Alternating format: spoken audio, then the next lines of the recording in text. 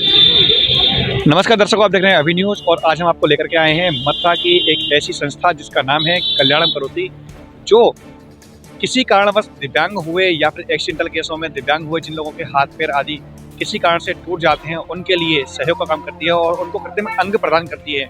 लेकिन कैसे काम करती है संस्था, क्या है इसका उद्देश्य, इस सभी को जानने के लिए हम चलते हैं इसके अंदर और बात करेंगे यहाँ पर मौजूद डॉक्टरों से कि आखिर किस प्रकार से वह जो यहाँ के ऐसे लोग हैं जो कि दिव्यांगजन हैं या ऐसे बच्चे हैं जो कि शुरू से ही दिव्यांग हुए हैं, पैदा होने के बाद में उनको किसी कारण से कुपोषण आदि का शिकार हुए हैं या मानसिक रूप से विचलित हैं, उनकी किस प्रकार से सेवा की जाती है, उनको किस प्रकार से ट्रेंड किया जाता है, उसी को देखने के लिए चलते हैं मेरे साथ अंदर। तो आइए मेरे साथ। देखिए, अंदर आने के साथ ही मेरे को यहाँ पर मिल गए हैं यहीं के व्यवस्थापक जो हैं सुनील शर्मा जी। हम इनसे बात करेंगे आखिर संस्था का उद्देश्य क्या है और किस प्रकार से सेवाएं की जाती हैं। स्वागत है आपका वीडियो में। धन्यवाद आपका। जी बताएं, यहाँ पर जो आज मैं देखने के लिए आए हैं यहाँ पर किस प्रकार से जनता की सेवा की जाती है, किस प्रकार से जो लोग दिव्यांग हो जाते हैं या किसी कारणवश कुपोषण का शिकार होते हैं, बच्चे मानसिक रूप से विचलित होते हैं, तो किस प्रकार से उनकी सेवाएं होती हैं, आखिर उद्देश्य क्या है संस्था का? यहाँ कल्याणम करोति द्वारा 2 अक्टूबर 1991 को ऐसे दिव्यांग भाई जिनको कृत्रिम अंग और सहायक की आवश्यकता है उनके लिए कृत्रिम अंग निर्माण केंद्र की स्थापना की गई और संस्था लगातार देश भर से आने वाले दिव्यांग भाइयों को कृत्रिम अंग और सहायक 365 दिन उपलब्ध कराती है। इसके अतिरिक्त संस्था द्वारा मानसिक रूप से मंदित बच्चे, श्रवण बाधित बच्चों के लिए एक स्पेशल स्कूल प्रारंभ किया गया है, जिसके माध्यम से संस्था समाज की मुख्य धारा से उन्हें जोड़ने का कार्य कर रही है। संस्था द्वारा यहाँ पर नेत्र रोगियों की सेवा के लिए नेत्रदान महादान को दृष्टिगत रखते हुए एक नेत्र बैंक की स्थापना भी की गई है, जहाँ नेत्र परीक्षण और नेत्र परीक्षण के पश्चात ऐसे लोग जिन्हें कॉर्निया की आवश्यकता है उनके लिए पंजीकरण का कार्य भी चल रहा है। और इसके अतिरिक्त भी फिजियोथेरेपी केंद्र, स्पीच थेरेपी केंद्र के माध्यम से भी संस्था सेवा का विभिन्न कार्य कर रही है। मैं अनुरोध करूंगा जनमानस से वो यहाँ पर आकर इस सेवा का लाभ प्राप्त करें। यहाँ पर किस किस प्रकार के जो कृत्रिम अंग हैं वो वितरण किए जाते हैं, आखिर कौन कौन से वो अंग होते हैं जिसकी महती आवश्यकता लोगों को होती है? ज़्यादातर पोलियो से पीड़ित बच्चे हैं जिनको कैलिपर्स की आवश्यकता है, उनके लिए कैलिपर्स प्रदान किए जाते हैं। जिन लोगों के लिए जिनके कृत्रिम पैर कट गए हैं उनको कृत्रिम पैर प्रदान किए जा रहे हैं। ट्राईसाइकिल की जिन लोगों को आवश्यकता है उनको ट्राईसाइकिल दी जा रही है। व्हीलचेयर को जिनकी आवश्यकता है उनको व्हीलचेयर प्रदान की जा रही है। बैसाखी वगैरह की जिनको आवश्यकता है उन्हें बैसाखी प्रदान की जा रही है। तो सेवा के विभिन्न कार्यों के माध्यम से संस्था लगातार दिव्यांग भाइयों को समाज की मुख्य धारा से जोड़ने का प्रयास कर रही है। तो यहाँ पर जो कृत्रिम अंग प्रदान किए जाते हैं, क्या प्रतिदिन प्रदान किए जाते हैं या कोई विशेष कैंप के आयोजन होते हैं उसी दिनों में एक साथ लोगों को दिए जाते हैं? नहीं, रोजाना ये सेवाएं प्रतिदिन उपलब्ध कराई जा रही हैं और ये सेवा लगभग 365 दिन संस्था प्रदान करती है। तो देखिए, किस प्रकार से बताया जा रहा है कि यहाँ पर ये सेवा लगातार 365 दिन की पूरे साल भर निरंतर चलती रहती हैं और सभी प्रकार से जितने भी व्यक्ति यहाँ पर आते हैं उन सभी के लिए जो चीज़ यहाँ मौजूद हैं, जो चीज़ अवेलेबल हैं या जहाँ तक हो सकता है उनकी सहायता की जाती है। तो मैं आपको दिखाने जा रहा हूँ अंदर के वो दृश्य जिस प्रकार से लोगों की सेवाएँ की जाती हैं उनको लेकर के। और सेवा के ही इसी क्रम में मेरे साथ जुड़ चुके हैं पार्षद मूलचंद गर्ग जी। इनसे बात करेंगे आखिर यहाँ का जो सेवा का क्रम है इसके बारे में क्या कहना चाहेंगे? मैंने काफ़ी निकट से संस्था को देखा है और यह संस्था धरातल पर रहकर ज़रूरतमंद लोगों की इस तरह सहायता करती है जैसे कि परिवार का व्यक्ति भी नहीं कर सकता।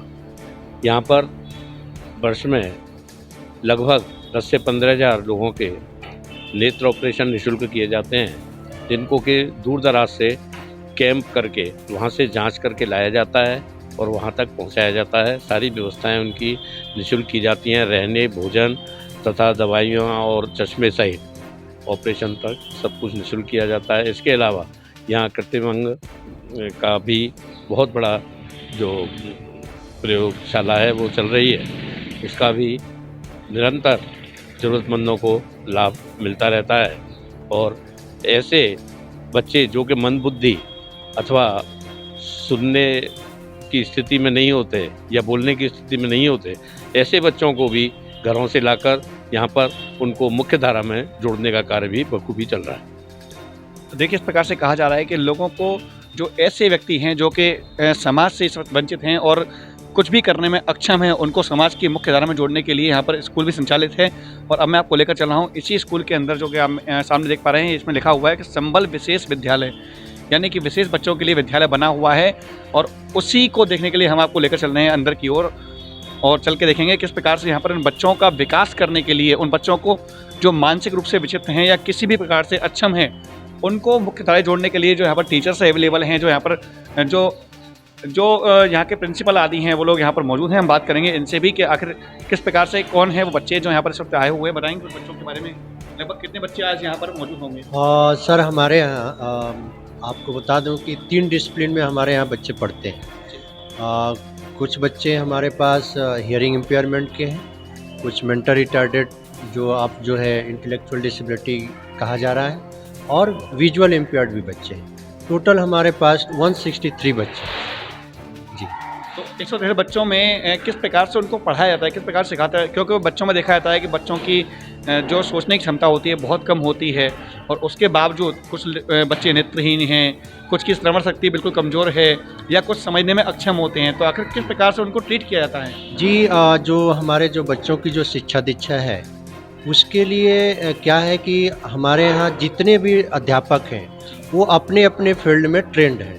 मतलब कि जो इंटेलेक्चुअल डिसेबल्ड का जो टीचर्स है वो आईडी के क्षेत्र में एक्सपर्ट हैं, उसी तरह हियरिंग इम्पेयर बच्चों को पढ़ाने के लिए जो टीचर्स हैं वो भी उसमें एक्सपर्ट हैं। साथ ही विजुअल इम्पेयर्ड के भी जो टीचर्स हैं वो भी एक्सपर्ट हैं।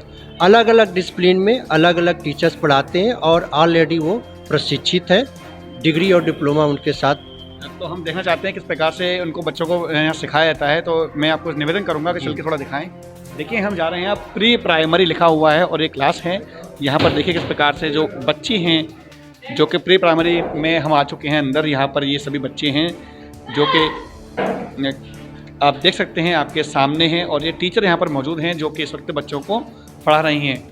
ये सब प्री प्राइमरी के बच्चे हैं जो इंटेलेक्चुअल डिसेबल्ड है, जैसा कि आप देख रहे हैं। इनको क्या है कि इनका कोर्स सर विशेष कोर्स नहीं होता है, बल्कि हम डेली लिविंग स्किल सिखाते हैं इनको। जैसा कि हमारे पास ये पूरी कक्षा का जो आप देख रहे हैं, आप देख सकते हैं कि जो चार्ट हमारा लगा है, इसमें विशेष रूप से हम स्किल सिखाते हैं।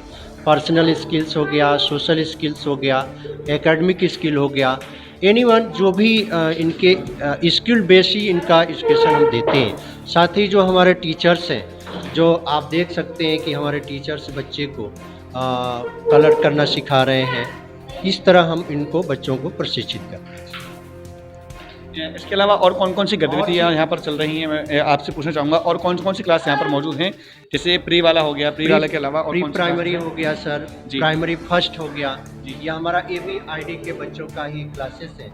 जैसा कि आप सर पढ़ा रहे हैं, आप इन बच्चों को काउंटिंग सिखा रहे हैं सर। जैसा आप देख सकते हैं कि हमारे मैं दिखाना चाहूँगा इस समय पर सामने स्पष्ट दिखाई दे रहा है बच्चों के द्वारा किए जा रहे जो क्रियाकलाप हैं। आप स्पष्ट देख सकते हैं कि वो बच्चे जो कहीं ना कहीं पर कुछ भी करने में असमर्थ थे, वो अपने हाथों से अपनी हैंड राइटिंग 6 लिख रहे हैं, 7 लिख रहे हैं, 8 लिख रहे हैं। यानी कि वो बच्चे जो कहीं पर बिल्कुल भी किसी के सहारे की आवश्यकता इनको हमेशा रहनी चाहिए थी, वो बच्चे आज यहाँ पर इन अध्यापकों के सहारे से अपने डेवलपमेंट कर रहे हैं अपनी पर्सनैलिटी को। और साथ के साथ आप देख सकते हैं कैसे बच्चे हैं जो कि यहाँ पर मौजूद हैं। ये आपको मैं और दिखा दूँ, देखें लिखा हुआ है 3 टीचर्स के द्वारा ऊपर लिखा गया है। अल्फ़ाबेट्स जो हैं इंग्लिश वाले वो भी किए जा रहे हैं। यानी कि वो बच्चे जो आप सामने देख पा रहे हैं बेचारे किसी ना किसी तरीके से यहाँ पर ट्रेंड किए जा रहे हैं ताकि वो भी समाज की मुख्य धारा से जुड़ सकें और उनका मानसिक विकास भी हो सके। इसी के साथ मैं आपको लेकर चल रहा हूँ आगे की ओर। फिर एक और क्लास में जो हम लगातार देख चल रहे हैं, इसमें आप अध्यापिका हैं और आपके द्वारा क्या पढ़ाया जा रहा है, आप थोड़ा सा। जी मैडम, ये जो बच्चे यहाँ पर मौजूद हैं इनको आज क्या पढ़ाई की जा रही है? सर आज इनके लिए एकेडमिक का है, इनको टर्न बाय टर्न पढ़ाया जाता है। जैसे किसी दिन एकेडमिक पढ़ा दिया, किसी दिन रिक्रिएशन पढ़ा दिया, किसी दिन ऑक्यूपेशनल पढ़ा दिया। तो आज इन लोगों के लिए एकेडमिक पढ़ाया जा रहा है। जैसे अल्फ़ाबेट हो गए हैं, छोटे या बड़े हो गए, 1 2 3 हो गया। साथ के साथ हम पोयम वगैरह हैं इनके लिए, और एक्टिविटी जो है आते जाते कराते रहते हैं। तो क्या आप किसी बच्चे से यहाँ पर बुलवा के दिखा सकते हैं किस प्रकार से किए जाते हैं? जी हाँ जी। रणवीर बेटा बोल के दिखाना, सर को ABCD सुनाओ पूरी A to Z तक, खड़े होकर सुनाओ।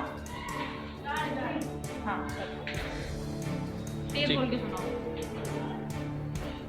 A B C D E F G H I J K L M N O P Q R S T U V W X Y Z। जैसा कि sir मैं आपको बताना चाह रहा था कि हमारे प्राइमरी सेकेंड का जो इंटेलेक्चुअल डिसेबल्ड बच्चा है और हमारे टीचर्स के द्वारा जो भी हमारे यहाँ प्रशिक्षित टीचर्स हैं उनके द्वारा बहुत ही सारगर्भित तरीके से और बहुत ही सुसज्जित ढंग से इनको पढ़ाया जाता है।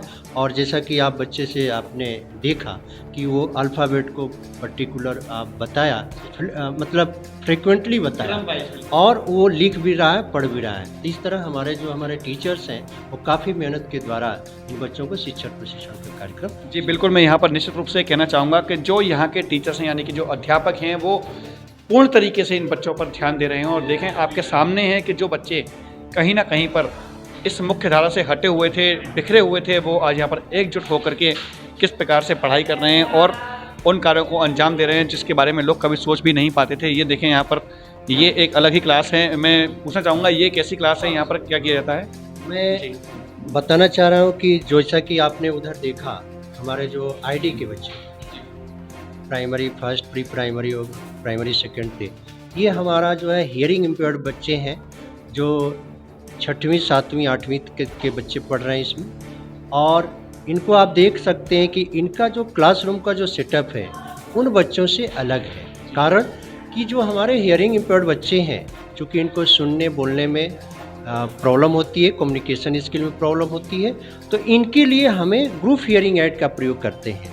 ये हमारा ग्रुप हियरिंग एड है। जैसा कि अगर ये इसको जो है हेडफोन है, बच्चा जो है हेडफोन लगाता है और इस तरह जो माइक्रोफोन है टीचर्स के द्वारा माइक्रोफोन बोला जाता है। तो कुछ बच्चों के द्वारा सर ऐसा है कि नेचर ने सर हियरिंग का लॉस तो किया है, लेकिन ऐसा माना जाता है और ऐसा साइंटिफिक ये मतलब सिद्ध हुआ है कि चाहे प्रोफाउंड कैटेगरी का भी बच्चा हो हियरिंग लॉस का, उसको भी कुछ न कुछ सुनने की क्षमता होती है। तो इस तरह हम श्रवण यंत्रों के माध्यम से हम बच्चे को सुनाने का प्रयास करते हैं ताकि इनका लैंग्वेज एंड स्पीच का डेवलपमेंट हो सके। और जैसा कि हमारे टीचर्स हैं, आप मैथ पढ़ा रहे हैं, आप देख सकते हैं ये हमारे बच्चे ऑलरेडी जानते हैं, आप उनके साथ कम्युनिकेशन करते हैं। हाँ, अगर बोलने से सुनने में कोई दिक्कत आती है, कम्युनिकेशन में प्रॉब्लम आती है, तो इन बच्चों के लिए हमारे पास इंटरप्रेटर भी होते हैं जो साइन लैंग्वेज में उस चीज़ को बताते हैं। जैसा कि मैं बात कर रहा हूँ, मेरी बात को साइन लैंग्वेज में आप इंटरप्रेटर जो है समझाने का प्रयास कर रही हैं। तो हम लोग जब भी बच्चे हमारे जो टीचर्स हैं, ट्रेंड जो टीचर्स हैं पढ़ाते हैं, अगर कोई भी शब्द उनको नहीं समझ में आता है तो उनको साइन लैंग्वेज जो कन्वर्ट करके बता। जैसे कि मैडम सब सामने इन बच्चों को करके दिखा रही हैं, तो मैडम ये किस प्रकार की भाषा है, इस भाषा के बारे में क्या कहना चाहेंगी? आखिर कौन सी लैंग्वेज कही जाती है और किस प्रकार से इनसे बच्चों को ट्रेंड किया जाता है? क्योंकि ये कि हम लोग भी जब छोटे बच्चे थे तो हम लोग देखते थे मुख्य समाचार आते थे और वही मुख्य समाचार का आज यहाँ पर हमने प्रेजेंट किया है। तो मुख्य समाचार तो किस प्रकार से इसको ये कैसे किया जाता है, मतलब किस तरीके की ये पढ़ाई की जाती है, किस तरीके से बताया जाता है, हमारे बताएं। ये साइन लैंग्वेज का डिप्लोमा होता है, उसके थ्रू हम लोग साइन लैंग्वेज सीखते हैं। लेकिन ये बच्चों का कुछ अपना प्रॉपर पहले से ही साइन होता है, तो इनका पहले से साइन इम्प्रूव होता है, उसके बेस पे इनको और भी साइन सिखा दिए जाते हैं। अल्फ़ाबेट्स के आप देख रहे हैं इधर अल्फ़ाबेट्स के साइन है, प्रॉपर हर एक चीज़ का साइन होता है। जो इनको उसके बारे में थोड़ा बहुत नॉलेज होती है या कुछ हम पढ़ा रहे हैं वो इन्हें नहीं समझ में आता, तो उस साइन के बेस पे हम इनको आगे बताते हैं। मैडम जैसे कुछ आप करके दिखा सकते हैं किस प्रकार से बच्चों के साथ में किया रहा, आपने कुछ इनको इशारे किए, तो क्या ये उसका रिप्लाई कर सकते हैं किस प्रकार से? मैडम कुछ मैं देखना चाहूँगा बिल्कुल यहाँ पर कि मैडम कुछ यहाँ पर बताएं किस प्रकार से, जो अगर ये कहना चाहती हैं तो बच्चे किस प्रकार से उनका रिप्लाई करेंगे। आप अपना नाम बताइए। ये अपना नाम बता रहे हैं? इनका नाम कपिल जी। ये इनको प्रॉपर सारे साइंस आते हैं।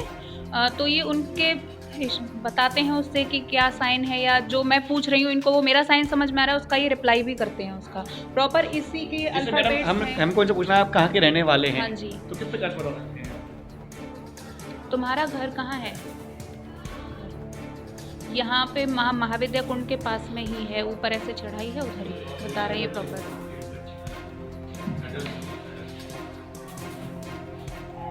इनके घर में कुल कितने में परिवारजन मौजूद हैं?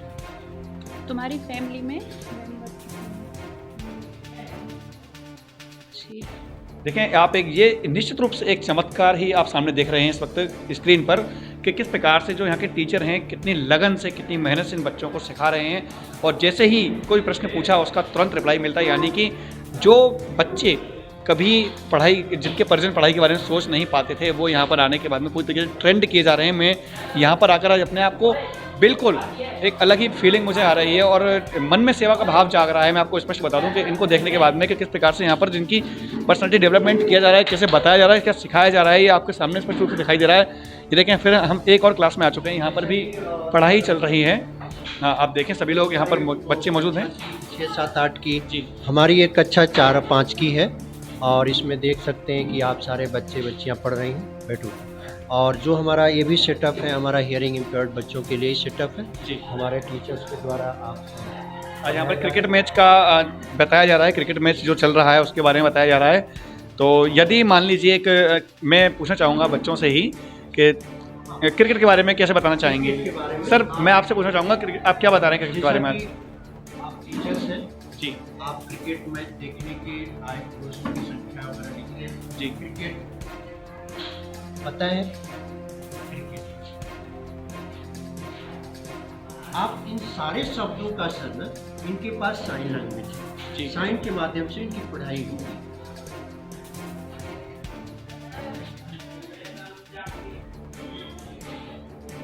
इससे सर मैं एक छोटा सा प्रश्न मेरा रहेगा, जैसे आप पूछना चाहें इनसे कि क्रिकेट टीम में कितने खिलाड़ी होते हैं, तो क्या बच्चे बता पाएंगे? जी सर, बिल्कुल कोशिश करेंगे बताने की जी। क्योंकि एक्चुअली जैसे कि अभी उसमें एक क्वेश्चन आया है, जैसे कि मैं इनको मैथ पढ़ा रहा हूँ, उसमें जिस तरीके का भी क्वेश्चन आया मैं उस लेवल पर इनको पढ़ा रहा हूँ। अगर इस तरीके आगे भी ऐसा कुछ आएगा तो मैं उसको पूरी तरीके से डिफाइन करके इन्हें बता दूंगा। प्रश्न हमारा क्या है यहाँ पर टोटल जो पुरुषों की संख्या है वो 1,70,847 है जी। तो इसमें से हम क्या कर रहे हैं, स्त्रियाँ जो हैं 1,34,740 हैं और बच्चे जो हैं वो 2,14,270 हैं। तो मैच में कुल कितने दर्शक अवेलेबल हुए, यानी कि हमारा जो प्रश्न है आज का वो जोड़ है। तो ये काफ़ी कठिन प्रश्न है, इसके उत्तर अच्छे लोग नहीं दे पाते हैं, लेकिन फिर भी आप देख सकते हैं कि यहाँ बच्चों को किस प्रकार से ट्रेंड किया जा रहा है, यानी कि ये ऐसे प्रश्न हैं जिनकी सहज ही गणना भी नहीं की जा सकती है। आप इसको देख सकते हैं इनके नोटबुक में, ये मैंने यहाँ पे लिख के छोड़ दिया है इसको जी। आगे का मैंने इनको बता दिया इसको कैसे करना है, तो आगे का आप इनको देख सकते हैं इसमें। देखिए, बिल्कुल बहुत कठिन प्रश्न है। मैं आपको बता दूं कि ये वास्तव में इतना आसान प्रश्न नहीं है और मैं समझता हूं बिना कैलकुलेटर की सहायता से छोटे बच्चे इस चीज़ को करना भी असंभव मानते हैं। लेकिन आप देख सकते हैं किस प्रकार से यहाँ पर आपके सामने बच्चे उत्तर लिख के दिखाएंगे। ये काफ़ी कठिन प्रश्न, जो कि लाखों की संख्या में इस समय दर्शक मौजूद हैं और लाखों की संख्याओं को सभी को काउंट करना है। इसमें स्त्रियाँ भी हैं, बच्चे भी हैं और महिलाएँ भी हैं।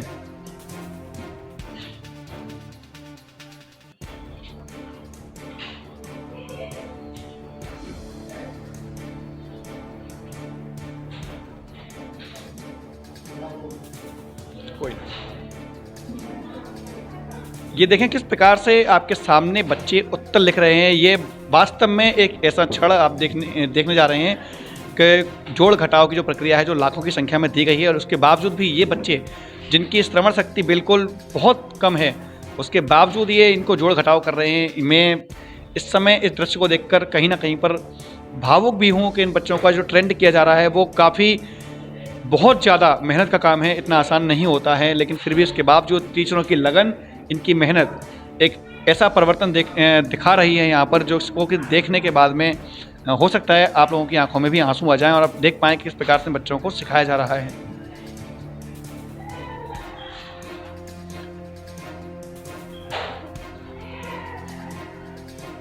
इतना देखने के बाद भी आप समझ गए होंगे कहीं ना कहीं पर कि जो प्रश्नों के उत्तर दिए जा रहे हैं वो बिल्कुल सटीक आएगा, क्योंकि मैं समझ चुका हूँ जिस प्रकार से गणना की जा रही है वो बिल्कुल सटीक है। और इसके साथ में चलूँगा आगे की ओर और दिखाऊँगा आपको अगली क्लास में जहाँ पर बच्चे खेल रहे हैं। और ये जो क्लास है यहाँ पर बच्चों को खेल की शिक्षा दी जा रही है। ये किस प्रकार से खेल रहे हैं? प्राइमरी सेकंड के बच्चे हैं जी। और ये चूँकि अभी गेम्स इनका चल रहा है, जैसा कि आप देख रहे हैं कि ये मानसिक रूप से जो मंदित बच्चे हैं, ये कुछ बड़े बच्चे हैं, ये अपना गेम में खेल रहे हैं। यहाँ पे सब लोग एक दूसरे से खेल खेल में कुछ सीखते रहते हैं। साथ ही हमारा ये वोकेशनल सेटअप है। हमारे यहाँ हम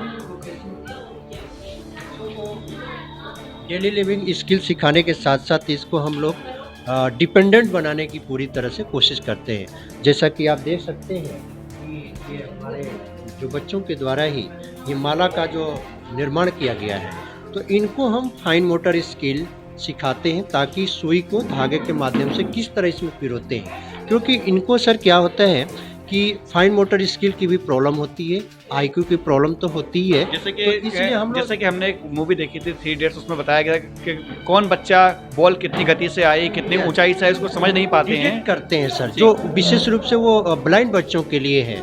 हम नीचे अपने रिसोर्स रूम में दिखाएंगे आपको कि हमारे रिसोर्स रूम में बहुत सारे टूल्स एंड टेक्निक से उन बच्चों को डिटेक्ट करना सिखाते हैं। साउंड किधर से आए, मतलब कि डायरेक्शन किधर से आया, किधर से कौन सी चीज़ रहे, उससे अलर्ट हो जाते हैं और सजग हो जाते हैं सर।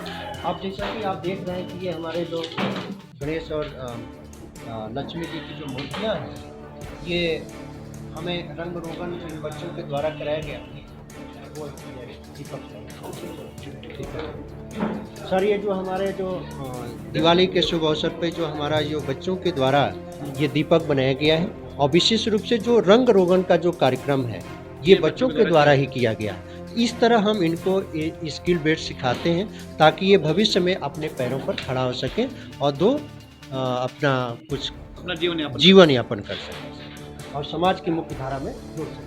अब इन बच्चों को सर जैसा कि आप देख रहे हैं कि हमारा जो है ये कागज़ का ये जो पर्स बना है, इसको हम क्या करते हैं कि इन बच्चों को सिखाते हैं और इसको हम यानी कि डिजाइनिंग करना और किस प्रकार से जो चीज़ें होती हैं उन सभी को बनाना। तो दर्शकों, मैं अभी आपको और भी नीचे लेके चलूँगा जहाँ पर कि इनकी प्रयोगशाला है, किस प्रकार से वहाँ पर जो उपकरण हैं उनका प्रयोग किया जाता है और उपकरण प्रदान किए जाते हैं। यहाँ से चलते हैं आगे की ओर। ब्रेल की बुक है जो दोनों तरफ से ऐसे छप के आती है, इसमें दोनों तरफ ब्रेल होती है। तो जब हम बच्चों को ब्रेल पढ़ना सिखा देते हैं तो फिर ये बच्चे जो हैं अपने स्पर्श के माध्यम से ब्रेल पढ़ना स्टार्ट करते हैं। जैसे कि ये आपकी देखिए, ये है आपकी कक्षा 6 की हमारा इतिहास और नागरिक जीवन की किताबें हैं। तो यहाँ पे देखिए ब्रेल में लिखी हुई है, देखिए यहाँ पे ब्रेल में आपका लिखा हुआ है ग्रामीण रहन सहन एवं स्थानीय, है ना, स्थानीय स्वशासन। तो ये आपका क्या बोला, नागरिक शास्त्र चल रहा है, ठीक। फिर यहाँ पे देखिएगा, यहाँ पे ब्रेल में लिखा हुआ है क्षेत्र पंचायत एवं, ठीक है, क्षेत्र पंचायत एवं आपका आ गया पंचायत।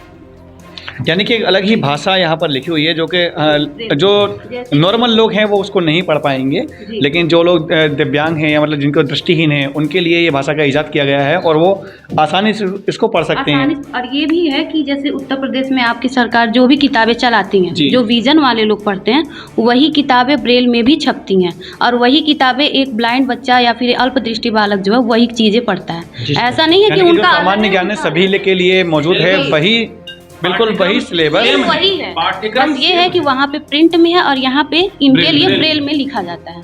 और अब हम आ चुके हैं कल्याणम करोती के इसी प्रांगण में सेंसरी इंटीग्रेशन में, जहाँ पर मैं आपको दिखाने जा रहा हूँ कि किस प्रकार से बच्चों को छूकर महसूस करने के उपकरण लगे हुए हैं ताकि बच्चे केवल जो दृष्टिहीन हैं वो या मतलब जो किसी प्रकार से दिव्यांग हैं वो केवल छूकर महसूस कर सकें इन चीज़ों के बारे में। मेरे साथ मौजूद हैं सर, बताएंगे इन चीज़ों के बारे में। बताएं सर किस प्रकार के उपकरण हैं और क्या होता है। देखिए, ये हमारा सेंसरी इंटीग्रेशन डिपार्टमेंट है और इसमें हम लोग जैसे कि हम विजुअल इम्पेयरमेंट की बच्चों की बात करें, दृष्टिबाधित बच्चों की, तो जिसे 5 ज्ञानेंद्रियाँ होती हैं उसमें से एक ज्ञानेंद्रिय का अभाव है, यानी वो देख नहीं पाते। सामान्यतः हम लोग जो देखने वाले हैं, हम हर चीज़ों को देख के ही हम बिलीव करते हैं। जो चीज़ नहीं दिखती हम उसको जल्दी नहीं मानते। और ये माना भी जाता है कि एक सामान्य व्यक्ति जो है अपने दैनिक जीवन में या दैनिक दिनचर्या कौशल की हम बात करें तो 80% चीज़ों को देख के ही करता है, और जिन बच्चों का 80% का ही हानि हो, 20% पे वो डिपेंड नहीं रह सकता, इनको इंक्लूजन नहीं किया जा सकता। तो इसलिए हम करते क्या है कि इसमें हम सभी जो बची हुई 4 ज्ञानेंद्रियां हैं उनको हम इतना डेवलप करते हैं कि जो 80% की जो हानि हुई है उसको कम किया जा सके, क्योंकि हम खत्म तो नहीं कर सकते। किस प्रकार से काम करती हैं? अब इसमें क्या है कि बहुत सारी अलग अलग चीजें हैं, जैसे आप इधर दिखाइए, जैसे बच्चों को हम करते हैं टच का, छूने का। तो 2 चीजें हैं, एक तो ये है कि सबसे पहले अगर हम देखें, देखिए सेंसरी का ये है, ठीक है, सॉरी टच का अगर हम बात करते हैं तो ये देखिए, ये घ्राण का भी है और ये स्पर्श का है। यानी कि इसमें हम क्या करते हैं कि पहले बड़ी चीज़ों को बच्चों को दिखाते हैं, टच कराते हैं कि ये चीज़ क्या है, अब इसे अलग सेंस आएगा। इसी प्रकार से देखिए, ये सरसों है, ये बाजरा है, गेहूं है, तिल है, यानी कि बच्चों को टच उनका कराते इसलिए हैं क्योंकि ज़रूरत है कि हमें उनको ब्रेल करानी है। ब्रेल की जो डॉट होती है, आपने देखा इतनी बारीक होती है कि सीधे अगर हम किसी से कहें कि आप आंख बंद करके छू के बता दो तो नहीं बता पाएंगे। इसलिए हमें उनका सेंस जो है स्किन का, त्वचा का, हमें उसका डेवलपमेंट कराना पड़ता है ताकि वो ब्रेल तक पहुंच सके।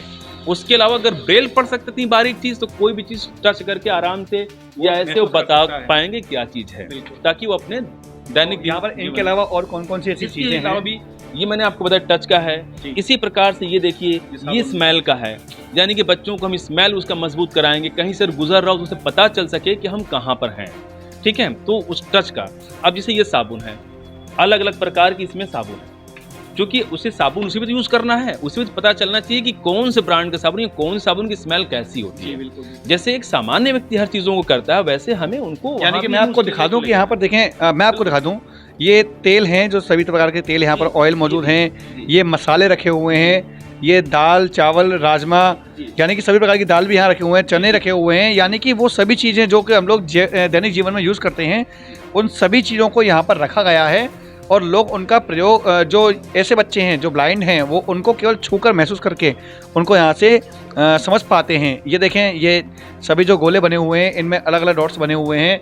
और ये मैं आपको एक चीज़ और दिखा दूँ, मेरे पीछे इस वक्त बने हुए हैं, जो हम लोग घरों के अंदर प्रवेश करते हैं, वहाँ पर मैटिंग लगाई जाती हैं। तो ये जो मैटिंग है, ये किस लिए लगाई गई है? सर, जिससे कि ब्लाइंड बच्चे, चूंकि उनको हमें चलना भी सिखाना है, सेल्फ डिपेंड होकर कहीं भी जा सकें, वो हमेशा दूसरों पर निर्भर न रहें, इसलिए हम उनको मोबिलिटी सिखाते हैं, ठीक है। अनुसूचित ज्ञान एवं चलिष्णुता इसको बोलते हैं।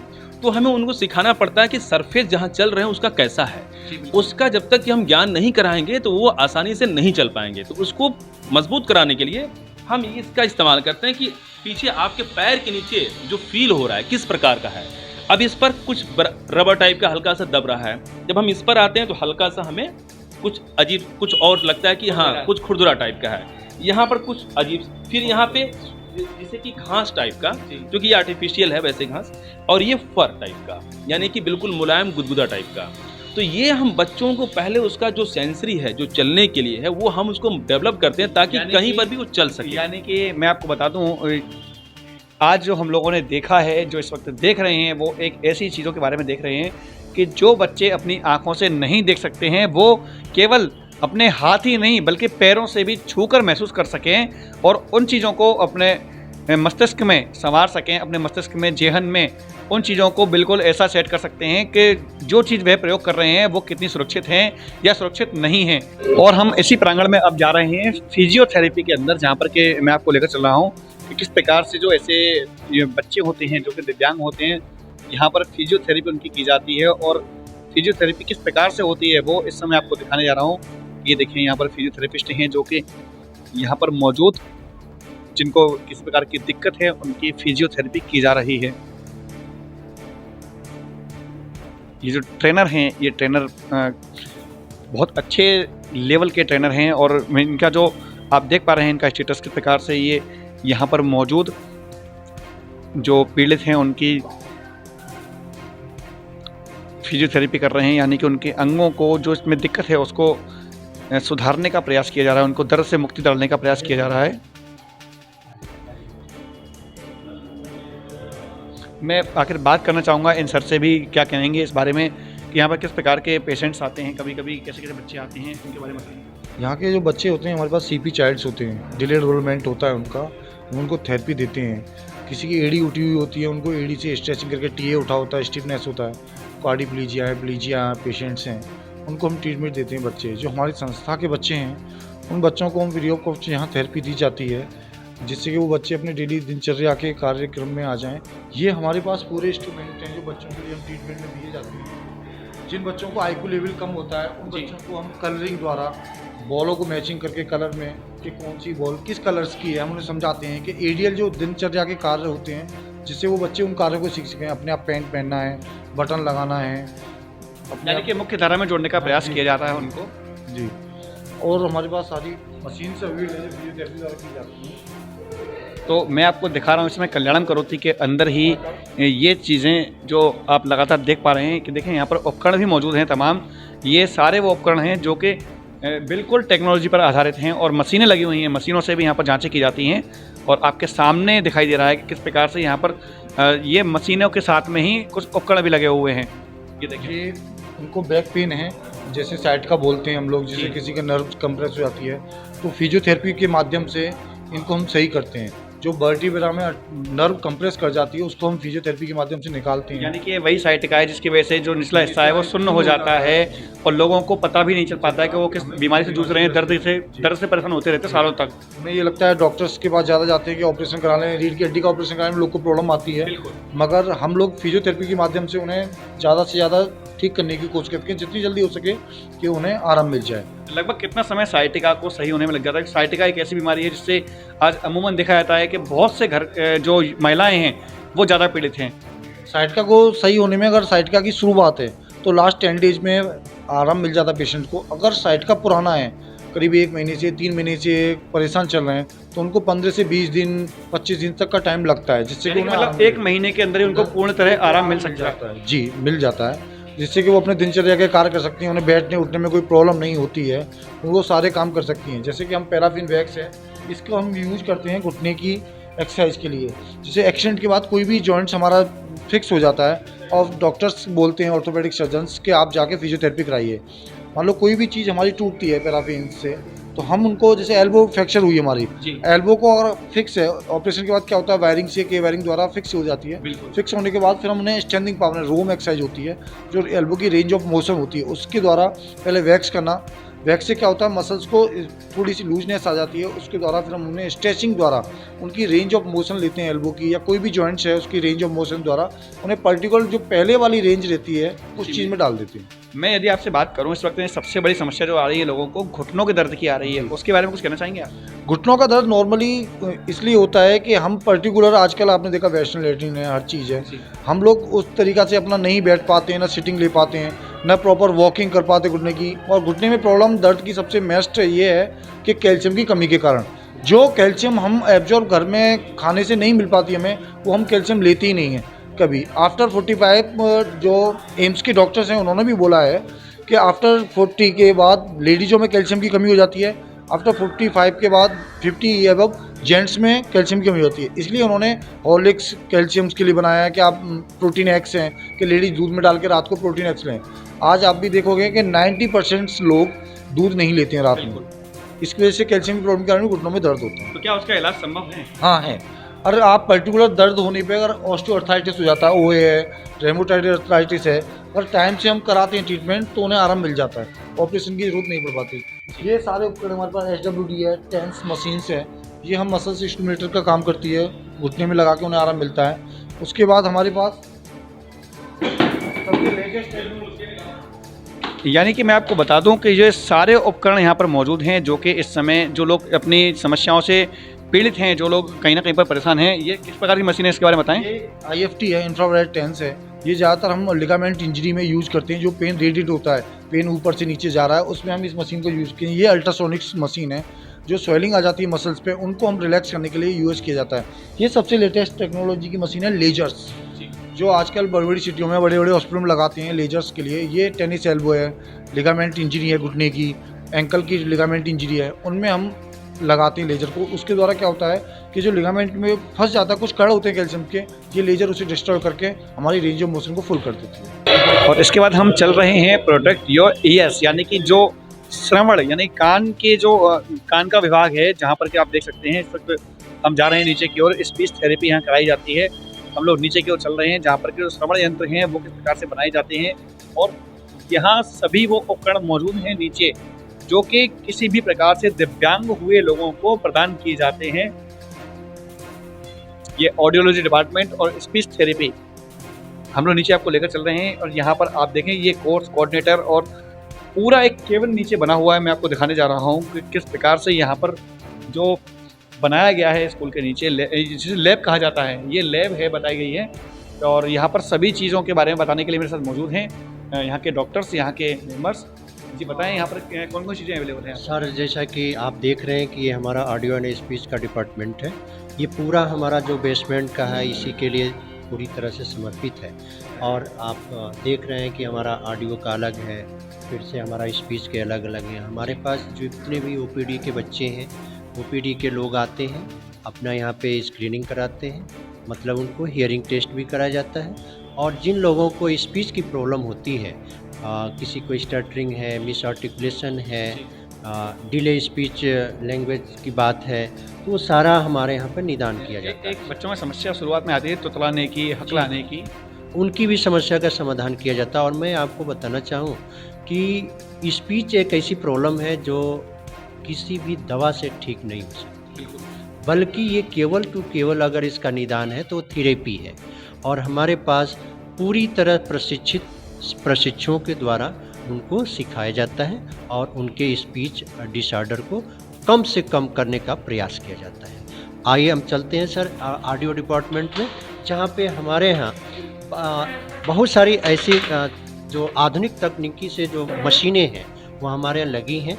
और जैसा कि आप जानते हैं कि जो हमारे कान के मुख्य रूप से जो 3 भाग होते हैं और तीनों भागों में कहीं भी प्रॉब्लम होती है तो उसके लिए अलग अलग हमारे पास मशीनें हैं। और इस दशा में हमारी आप ऑडियोलॉजिस्ट हैं मिस प्राची मिश्रा जी। जी मैडम स्वागत है आपका न्यूज़ में। जी यहाँ बताएं किस प्रकार की यहाँ पर जो कान की जो बनने की उसकी कान की बनावट कैसे होती है, उसमें किस प्रकार से लोगों को सुनने में समस्या आती है, इस बारे में बताएं। सर यहाँ पर हम ऑडियोलॉजी डिपार्टमेंट में कानों की जांच करते हैं। तो सबसे पहले हमारे पास जो मरीज़ आता है तो हम उसकी कान की सुनाई की जांच करते हैं अपनी विशेष तरह की मशीनों का यूज़ करके। तो मशीन आपको मैं बताती हूँ, उस मशीन से क्या होता है कि आपकी जो कान का सुनने का लेवल होता है वो हमें पता चल जाता है। उसके क्षमताओं के बारे में जानकारी करने के लिए इस मशीन का प्रयोग किया जाता है।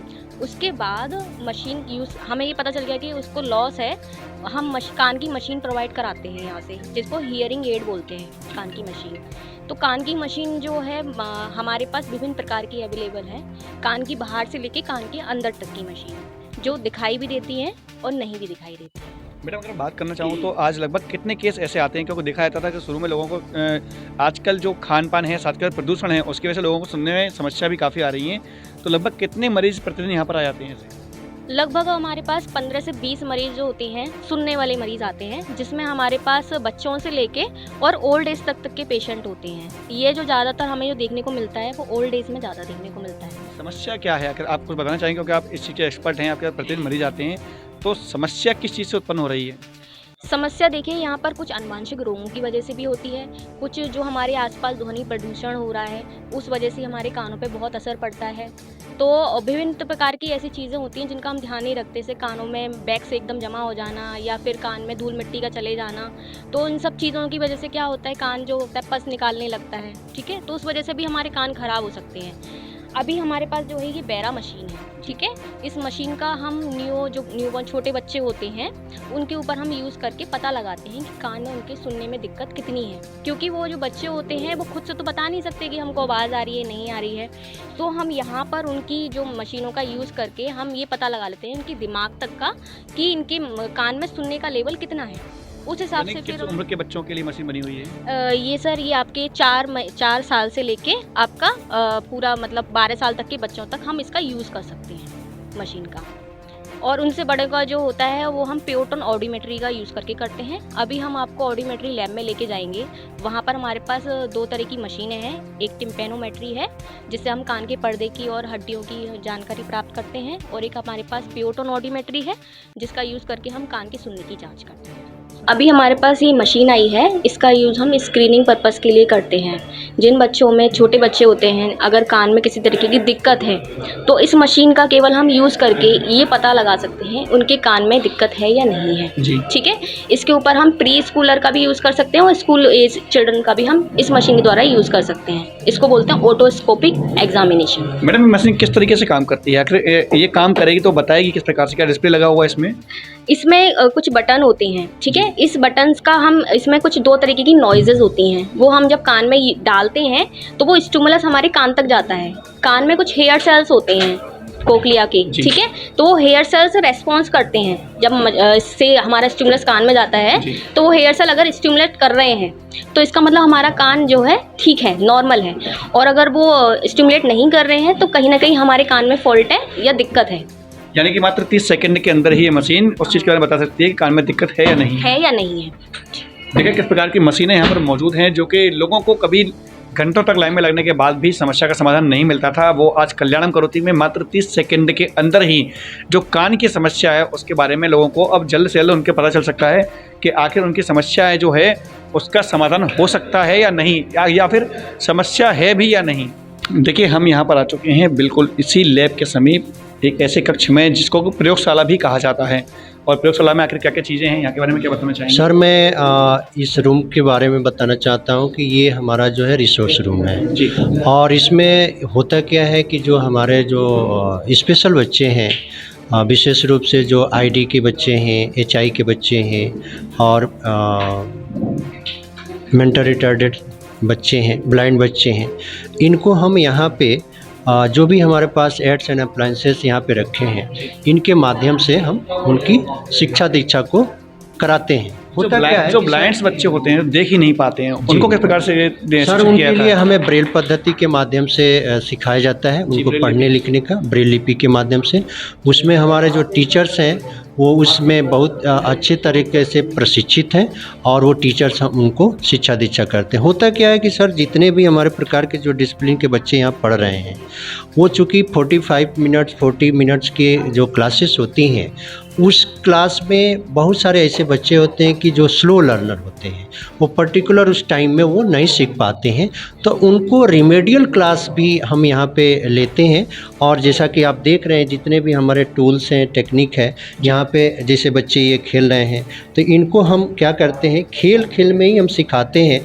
जैसा कि आप शेप की बात करते हैं तो अब ये आयताकार है, अब इस बच्चे को जो ब्लाइंड बच्चा हो, एचआई बच्चा हो, चाहे आईडी बच्चा हो, हम इसको दिखाते हैं और प्लस इसके माध्यम से बताते हैं। ब्लाइंड बच्चा है तो उसको टच करके इस तरह का करते हैं। साथ ही हम एचआई बच्चों को भी बताते हैं कि ये आयताकार चीज़ है। तो इस तरह हम खेल भी खिलाते हैं, साथ ही उस ब्लॉक में जी आयताकार है, वर्गाकार है, त्रिकोण है, षटकोण है। और चूँकि वो फाइन मोटर स्किल उसको आता है कि नहीं, उसको सही पहचान करने की आता है कि नहीं, जिस तरह का शेप है, जिस ब्लॉक में रखना है उसको आ रहा है कि नहीं, क्योंकि आईटी बच्चों के लिए ये प्रॉब्लम ज़्यादा होती है क्योंकि वो इंटेलेक्चुअल डिसेबल होते हैं। तो इस तरह हम इन बच्चों को शिक्षित प्रशिक्षित करते हैं। जैसा कि मैम है, पूजा मैम है, आप एक ब्लाइंड बच्चा है, ये आप मैम से आप पूछ सकते हैं क्या इनको करा रहे हैं, कैसे करा रहे हैं इस बच्चे को पढ़ने लिखने से भी संबंधित। जी मैडम, मैं बिल्कुल आपसे बात करना चाहूँगा, बताएंगे कि जब बताया ब्लाइंड बच्चा है तो ब्लाइंड बच्चों को किस प्रकार से ट्रेंड किया जाता है? देखिए, ब्लाइंड बच्चे हैं, जैसा कि आपको पता है कि इनकी आंखों की रोशनी नहीं होती है, ठीक है। आंखों की रोशनी या तो कमज़ोर होती है या टोटली ही नहीं होती है, तो इनकी बाकी जो इंद्रियां हैं वो काफ़ी ज़्यादा एक्टिव हो जाती हैं, जैसे कि छूने की, स्पर्श करने की क्षमता,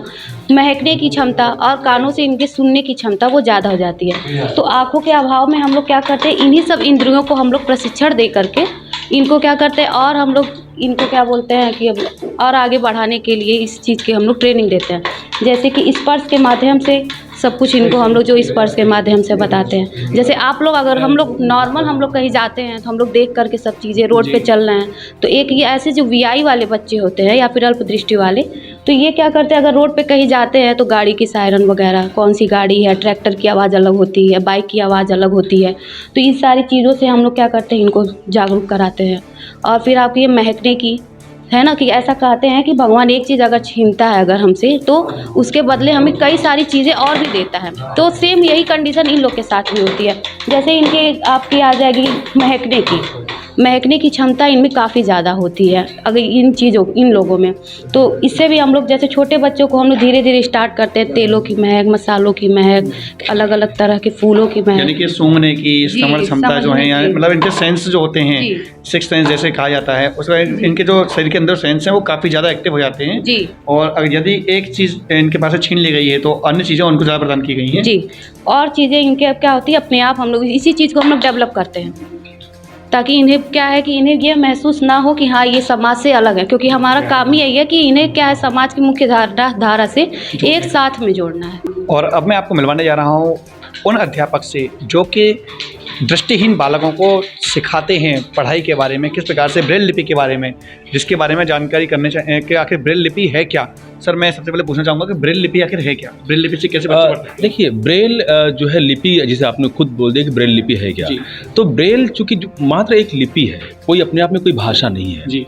और ये संसार में जितनी भाषाएं हो सकती हैं उन सभी भाषाओं को ब्रेल लिपि के माध्यम से लिखा जा सकता है। क्योंकि ज़रूरी तो नहीं है कि ब्लाइंड बच्चे सिर्फ भारत में होंगे, पूरी दुनिया में कहीं भी हो सकते हैं। तो उनकी एक अपनी भाषा, जो भी उनकी रीजनल भाषाएं जहाँ की हैं, वहाँ की भाषाओं को ब्रेल में हम लिखते हैं। ब्रेल एक लिपि है, भाषा नहीं है। तो अलग अलग, जैसे हमारे यहाँ क्या किस प्रकार से काम करती है इसमें, देखिए ये जो ब्रेल लिपि होती है वो 6 डॉट पे काम करती है। ठीक है, जिसमें मैं आपको दिखा दूं, आप इसको थोड़ा सा नजदीक से आप दिखाएं इसको तो ज़्यादा अच्छा रहेगा। एक सेल में देख रहे हो 6 डॉट है, ठीक है, 1 2 3 4 5 6, ठीक है जी। एक सेल में, यानी कि अलग अलग सेल है, एक सेल में आप देखेंगे तो 6 डॉट है, ओनली 6 डॉट। तो ये जो 6 डॉट है, तो इस 6 डॉट के माध्यम से ही जो है ये वर्ड की सभी भाषाएं लिखी जा सकती हैं।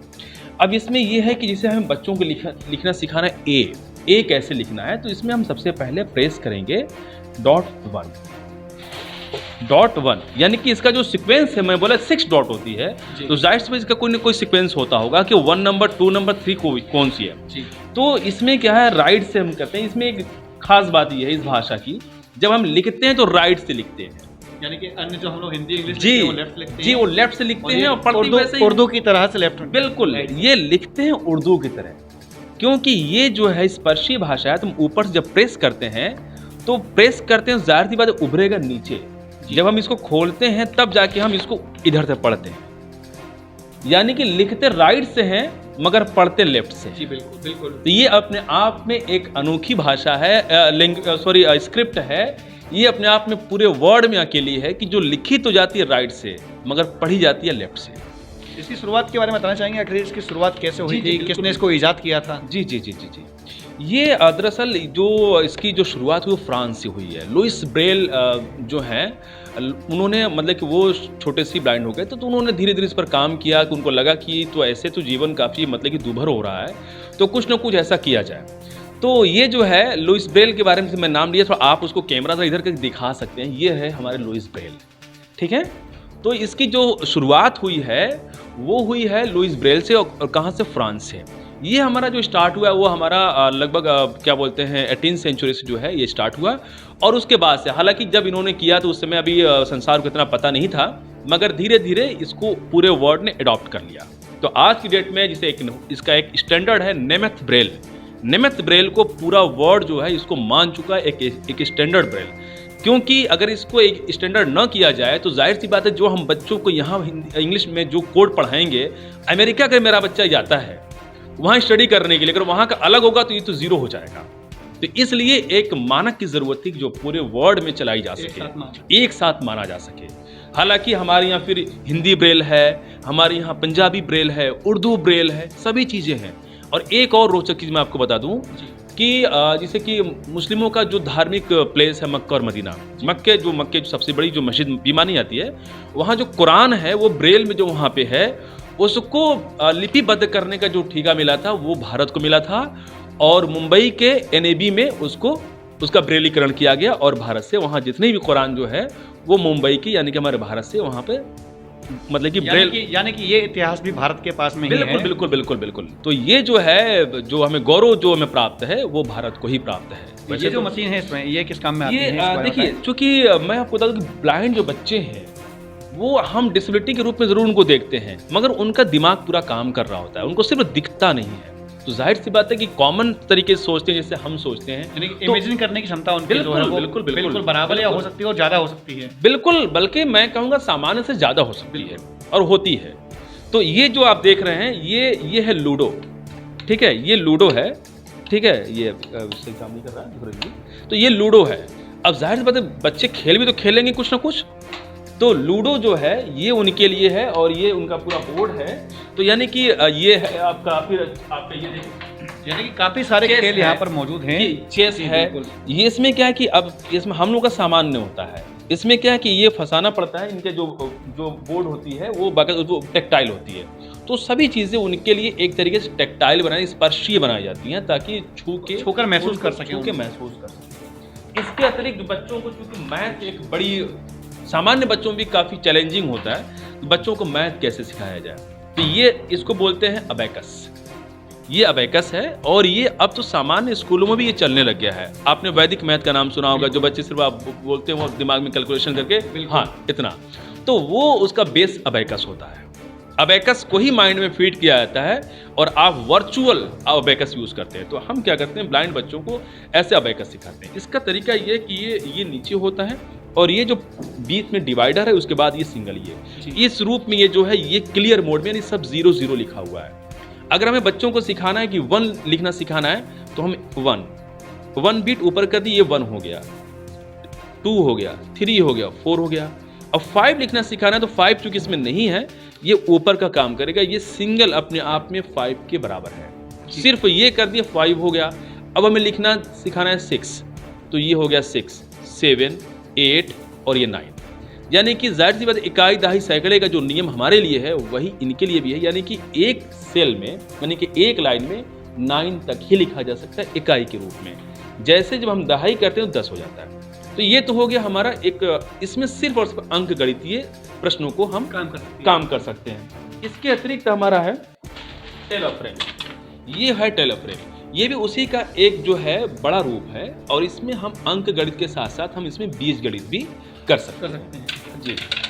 इसमें जो है ये देखिए, इसमें जो है ये टाइप्स है और इसमें जो है इसके माध्यम से हम इसमें अंक गणित और बीज गणित दोनों कर सकते हैं। ये जो चिन्ह देख रहे हैं ये हमारा जो बनता है ये ब्रैकेट के लिए यूज होता है। अभिनुज के माध्यम से इस महा कवरेज को देख रहे हैं और हम भी चाहेंगे कि आप भी कल्याणम करोति आकर के, यदि आपके पास ऐसे कोई बच्चे हैं दिव्यांग जो कि अपने जीवन से किसी न किसी प्रकार से अपनी मुख्य धारा से विमुख हुए हैं, दिव्यांग हैं, दृष्टिहीन हैं, या उनको किसी प्रकार की और भी समस्याएं हैं, यानी कि अंगों को लेकर के हाथ पैरों में उनके पोलियो के शिकार हों या किसी भी प्रकार के कुपोषण के शिकार हों, उनको भी यहाँ लेकर आ सकते हैं और उनकी सारी व्यवस्थाएं यहाँ पर की जाती हैं। और यदि आप अपनी तरफ से कुछ सेवा या सहयोग करना चाहते हैं तो निश्चित रूप से ये एक ऐसा स्थान जहाँ पर आने के बाद आप स्वयं आकर के एक ऐसी अनुभूति महसूस करोगे जो आपको खुद सेवा का भाव जगेगा और आप भी चाहेंगे कि हमें भी इन बच्चों के लिए, इन स्कूल के लिए, इस विद्यालय के लिए कुछ ना कुछ करना होगा। फिलहाल के लिए इतना ही। मैं अपने सहयोगी आकाश बंसल के साथ गोपाल चतुर्वेदी, अभी न्यूज़।